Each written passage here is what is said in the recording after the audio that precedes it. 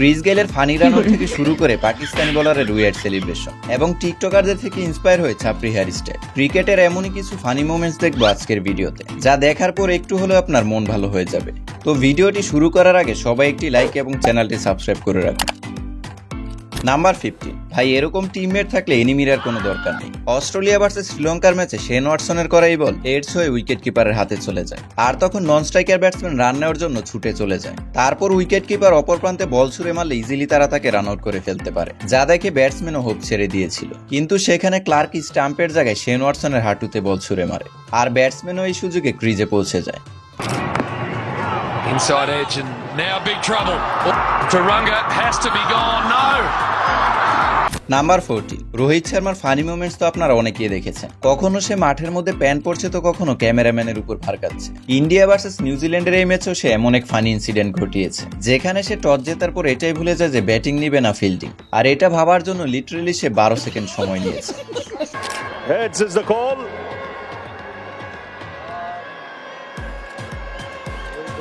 A few moments later. अबे जल्दी बोल, कल सुबह पनवेल निकलना है।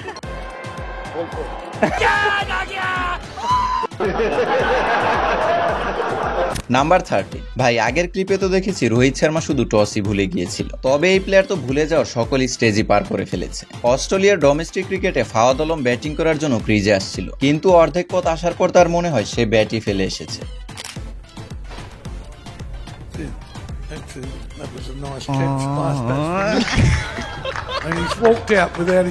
ভাই কপাল ভালো যে সেখানে সাকিব আল হাসান ছিল না, তা না হলে দুজনকেই টাইম আউট করে দিত।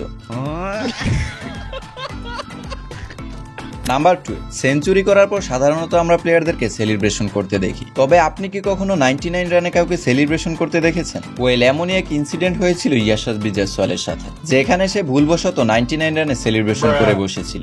আসলে এখানে তারও কোনো ভুল ছিল না। এশিয়ান গেমসের এই ম্যাচে 95 রানে ব্যাটিং করছিল ইয়াশাসবি জয়সওয়াল, তখন সে এই স্কুপ শটটি খেলে, যা দেখে মনে হয়েছিল 6 হয়েছে, আর জয়সওয়ালও এটা ভেবেই সেলিব্রেশন করতে থাকে। কিন্তু যখন রিপ্লে চেক করা হয় তখন দেখা যায় যে এটা 6 নয় 4 হয়েছে, যার ফলে জয়সওয়ালের স্কোর 99 রান হয়েছে, আর সে আগেই সেলিব্রেশন করে বসেছে। Lovely. He is some player. He's aggressive, Yashasvi Jaiswal.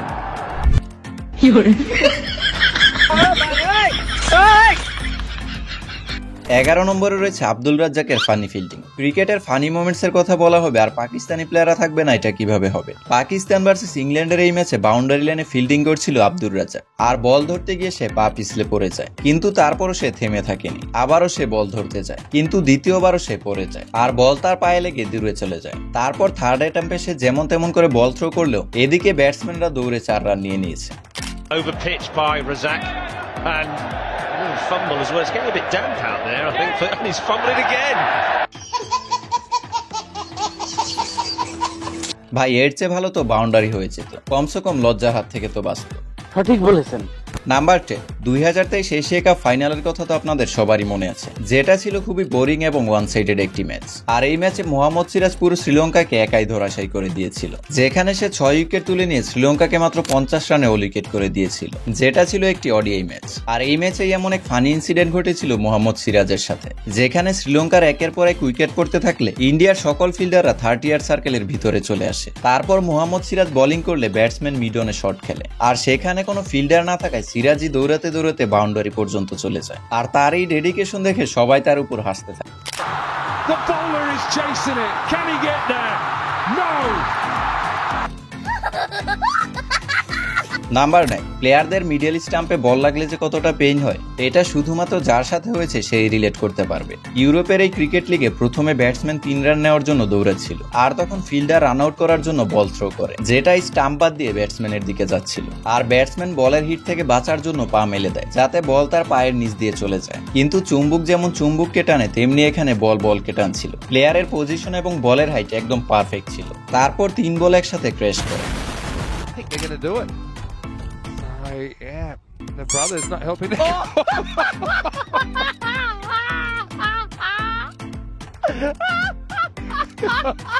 এদিকে বেচারার বংশের বাতি নিভে যাচ্ছে, আর কমেন্ট্রি বক্সে যেন ঈদের খুশি লেগেছে।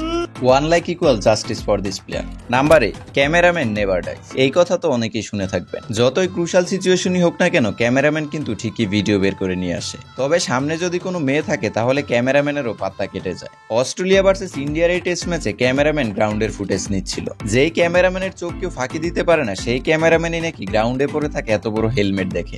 তারপর ক্যামেরাম্যান হেলমেটের সাথে ক্র্যাশ করে সোজা মুখ থুবড়ে পড়ে, যা দেখে অস্ট্রেলিয়ার প্লেয়ার আচানক ভয় পেয়ে ওঠে।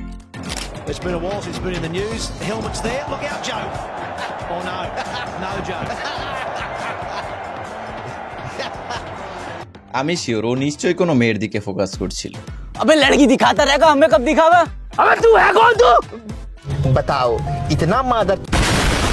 নাম্বার 7, ভাই এবার ইন্ডিয়া ভার্সেস বাংলাদেশ টেস্ট ম্যাচের এই মোমেন্টটি দেখো। ইনিংসের মাঝপথে বাংলাদেশ ফিল্ডিং সেট করছিল, আর তখন ঋষভ পান্ত বলে, ভাই এখানে একজন ফিল্ডার লাগাও। তারপর আমাদের ক্যাপ্টেনও সেখানেই ফিল্ডার পাঠিয়ে দেয়।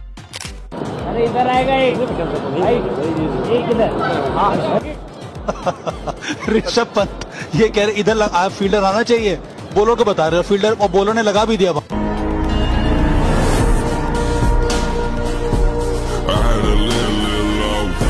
क्यों हिला डाला ना? নাম্বার 6, ভাই এই মোমেন্টটি দেখার পর তুমিও কোনো কিছুতে ওভার এক্সাইটেড হবে না। পাকিস্তানি বোলার হাসান আলীর সেলিব্রেশন তো সবাই দেখেছে, যেটা হলো তার ট্রেডমার্ক সেলিব্রেশন। তবে এই সেলিব্রেশনই একবার তার কাল হয়ে দাঁড়িয়েছিল। জিম্বাবুয়ে ভার্সেস পাকিস্তানের এই ম্যাচে হাসান আলী উইকেট পাওয়ার পর তার আইকনিক সেলিব্রেশন করতে যায়, আর এই সেলিব্রেশন করতে গিয়ে সে তার নেক ইনজার্ড করে ফেলে। তারপর তাকে দল থেকে পুল আউট করা হয়।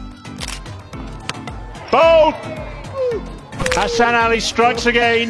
Boom, he says, and well, he's demolished the furniture, and he's also.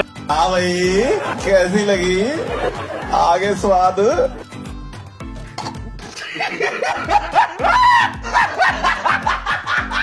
Number 5, এবার এমন একটি ইনসিডেন্ট দেখাবো যেটাকে ফানি মোমেন্ট বলবো নাকি লাকি মোমেন্ট নাকি আনলাকি মোমেন্ট, তোমরাই কমেন্টে জানাও। 2014 আইপিএলে সানরাইজার্স ভার্সেস রাজস্থানের এই ম্যাচে 125 রানে সানরাইজার্সের 7 উইকেট পড়ে যায়, আর তখন লাস্ট ওভারে ব্যাটিং করছিল অমিত মিশ্রা। ফলকনারের এই বলে অমিত মিশ্রা ব্যাট চালালে তা উইকেট কিপারের হাতে চলে যায়, কিন্তু অমিত মিশ্রা ইউসুফ পাঠানকে স্ট্রাইক দিতে চাচ্ছিল, যার ফলে সে সিঙ্গেল নেওয়ার জন্য দৌড় দেয়। কিন্তু ইউসুফ পাঠান রান নিতে না চাইলে অমিত মিশ্রা তার উপর রাগ দেখায় যে তোর কারণে রান আউট হলাম। আর এদিকে সঞ্জু স্যামসন থ্রো মিস করে বসে, আর অমিত মিশ্রা তো আগেই হাল ছেড়ে দিয়েছে, সে পারছে না মাঠের মধ্যে ইউসুফ পাঠানকে বাজিয়ে দেয়। তারপর জেমস ফকনারও থ্রো মিস করে, আর অমিত মিশ্রা 2বার চান্স পায়, কিন্তু তারপরও সে ইউসুফ পাঠানের উপরই রাগ দেখাচ্ছে। বাট তৃতীয়বার সে ধরা খেয়ে যায়। এবার সঞ্জু স্যামসন ক্রিজে পৌঁছানোর আগেই তাকে রান আউট করে ফেলে।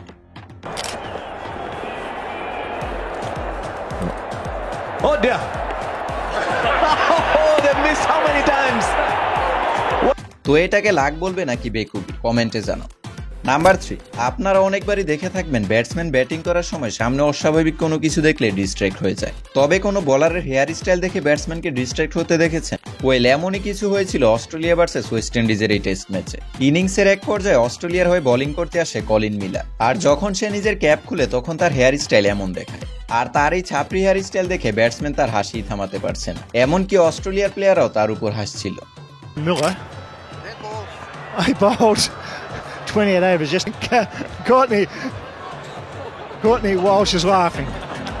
He can't. Number 2, Chris Gayle যে কেমন প্লেয়ার ছিল এটা তো সবাই জানে। যেদিন তার খেলা উঠতো সেদিন ক্রিজ থেকে তাকে কেউ উঠাতে পারতো না, যতক্ষণ ক্রিস গেল নিজে না চাইতো। ক্রিস গেল তার ক্যারিয়ারে এমন সব মেমোরেবল ম্যাচ উপহার দিয়েছে যা আজও ক্রিকেট ফ্যান্সদের মনে গেঁথে রয়েছে। ক্রিস গেল ব্যাটসম্যান হিসেবে যতটা ভয়ানক ছিল, অ্যাজ এ হিউম্যান ততটাই চিল এবং ফানি। মান কাটিং রান আউট তো আপনারা অনেকবারই দেখে থাকবেন। ইংল্যান্ড ভার্সেস ওয়েস্ট ইন্ডিজের এই ম্যাচে বোলিং করছিল ক্রিস গেল। এদিকে ইংল্যান্ডের ব্যাটসম্যান আগেই রান নেওয়ার জন্য ক্রিজ থেকে বের হয়ে যায়, আর তখন ক্রিস গেলের এই ফানি ইনসিডেন্টই দেখা যায়।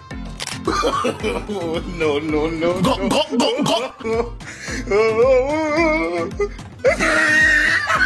নাম্বার 1, সেলিব্রেশন এমন করে যে অপোনেন্ট টিম তো পরের কথা, নিজের প্লেয়াররাই সামনে আসতে ভয় পায়। উইকেট পাওয়ার পর বলাররা সেলিব্রেশন করবে, এটাই তো স্বাভাবিক। অপোনেন্টদেরকে চেতানোর জন্য অনেক সময় বলাররা অ্যাগ্রেসিভ সেলিব্রেশন করে থাকে, তবে এই সেলিব্রেশনটি অ্যাগ্রেশনের সব মাত্রায় ক্রস করে ফেলেছে। 2025 পিএসএল এর এই ম্যাচে উবেচ্ছা উইকেট পাওয়ার পর এতটাই অ্যাগ্রেসিভ সেলিব্রেশন করে যে উইকেট কিপারকে ইনজার্ড করে ফেলে।